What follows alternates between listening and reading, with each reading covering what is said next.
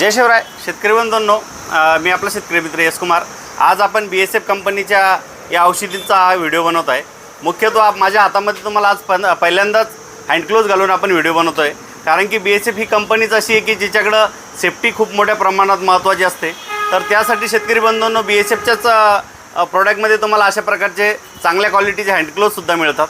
तर हा व्हिडिओ बनवण्याचा मुख्य उद्देश असा आहे की सध्याच्या घडीला ढगाळ वातावरण आहे, काही भागामध्ये पाऊससुद्धा पडतो आहे आणि वातावरणामध्ये जो काय थंड आणि उष्ण वातावरणामुळं पांढऱ्या माशीचा भरपूर अशा मोठ्या प्रमाणात प्रादुर्भाव वाढतो आणि जास्त प्रादुर्भाव वाढल्यामुळं पिकावर पांढरी माशी आली की पांढऱ्या माशी आल्यानंतर थोड्याफार प्रमाणात आपल्या शेतामध्ये जरी व्हायरस असला, लीफकर्न नावाचा व्हायरस येतो की ज्याच्यामुळं मिरची अशी गुंडाळून जाते, त्याला आपण कोकड्या रोग वगैरे म्हणतो। तर शेतकरी बंधूंनो, हा रोग मुख्य पसरवण्याचं काम ही पांढरी माशी करते। तर आपण पांढऱ्या माशीसाठी मार्केटमधील वेगवेगळे प्रोडक्ट वापरत राहता, पण सध्याच्या घडीला बहुतेक कंपन्याकडं पांढऱ्या माशीसाठी डायफेन्थेरॉन हेच कंटेंट डबल कॉम्बिनेशनमध्ये आहे आणि वारंवार जर वापरलं तर किडीमध्ये रेजिस्ट्रेशन ताकद निर्माण होते की जेणेकरून ती औषध मारूनसुद्धा त्याला पचवायची ताकद त्या किडीमध्ये निर्माण होते। तर त्यासाठी शेतकरी बंधूंनो, मार्केटमध्ये BSF नाही ग्रुप 36 मधील म्हणजे सर्वात उच्च क्वालिटीचं सध्याच्या घडीला मार्केटमध्ये हे औषध आहे।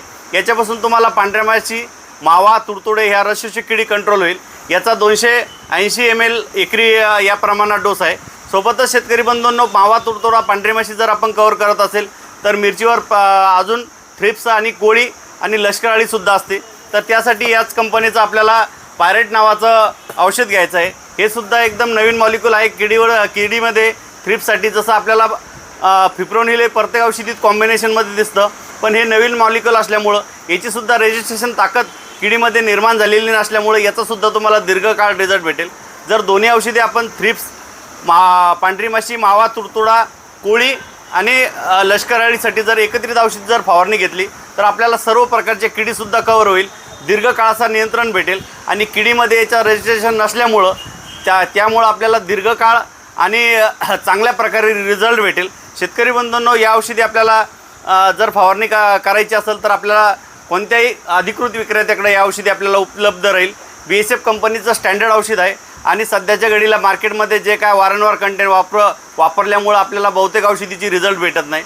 खूप काही शेतकऱ्यांचं म्हणणं हेच असतं की औषधीची ताकद कमी झाली, तर औषधीची ताकद कमी नसती होत, किडीमध्ये तिची पचनशक्ती वाढते। तर त्यासाठी आपल्याला वेगवेगळ्या ग्रुपच्या नवीन औषधी घ्यायच्या असत्या आणि त्यासाठीच आपण कोणत्याही औषधीचं शेड्यूल सांगत नाही, कारण की मार्केटमध्ये खूप काही नवीन औषधी येत राहतात आणि त्या आपल्याला जर सांगायचे असेल तर शेड्यूलमध्ये चेंजेस करावा लागतो।